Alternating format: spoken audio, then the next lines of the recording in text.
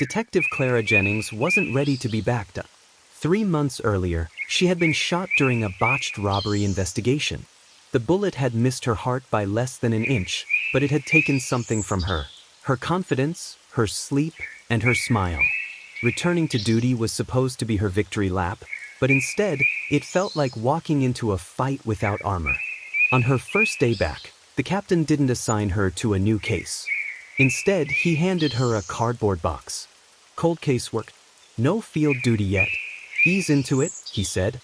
Inside were files from an unsolved series of disappearances spanning over 15 years in the small town of Eastbrook. The victims had nothing in common. Different ages, jobs, backgrounds. But something about the case files gnawed at her. Buried under years of faded paperwork, Clara found the ledger. Thick, old, with yellowed pages. The entries were methodical, dates, monetary amounts, and one-word notes in the margins. Settled, cleared, closed. It wasn't until she cross-referenced the dates with the case files that her pulse began to race. Every red loss in the ledger coincided with a disappearance. October 4, 2007, Emily Shore, a waitress, vanished walking home. Ledger, minus $3,250. March 22, 2010, Daniel Reed, a carpenter, never made it to work. Ledger, minus $7,800. May 19, 2014, Anna Pike, a schoolteacher, gone. Ledger, minus $1,200. It wasn't money Graham Wilkes was losing, Doc. It was people. Graham Wilkes had been Eastbrook's golden boy for decades. The accountant everyone trusted, the man who did taxes for free for struggling families, sponsored the local Little League, and donated to the church every Christmas. When the disappearances happened, Graham was always helping the investigation, providing financial records, volunteering to search. And when detectives questioned him, he had airtight alibis, receipts, security footage, signed paperwork. People swore he wouldn't hurt a fly. But Clara noticed something no one else had, the subtle change in his handwriting on the red entries. The numbers were tighter, the ink darker, as if the pen had been pressed with anger. Clara requested Graham's business history. His client list matched most of the victims, or their families. In the week before each disappearance, Graham had either met with them or tried to arrange a meeting. She interviewed the victims' relatives.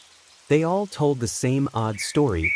Graham would show up unexpectedly, offering financial advice, or insisting on helping with paperwork. Some felt uncomfortable but dismissed it. After all, he was the most trusted man in town. The breakthrough came from a tip.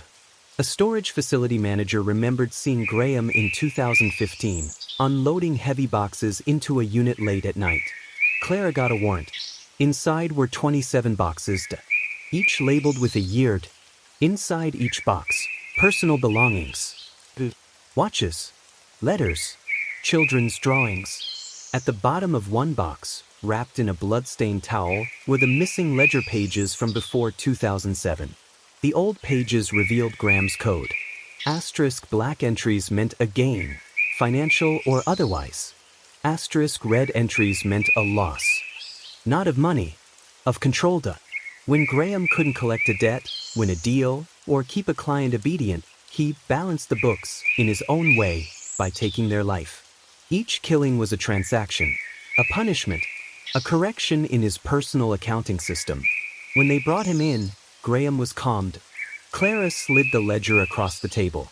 Clara, these aren't financial records. These are murder records. Graham, smiling faintly, everyone cheats the system, detective. I just made sure mine stayed balanced. He confessed with the detachment of a man reciting math problems. No guilt, no emotion. In court, the victims' families sat through weeks of testimony. Prosecutors read each victim's name alongside the ledger entry that marked their death. Mothers sobbed. Fathers gripped photographs of their children. Graham Wilkes was convicted of 17 counts of murder and sentenced to life without parole. Clara keeps a copy of one page of the ledger framed in her office, not as a trophy, but as a reminder. Numbers don't lie, she tells rookie detectives. But you have to know which ones to look at. The black ink told Eastbrook's history. The red ink told its darkest secret,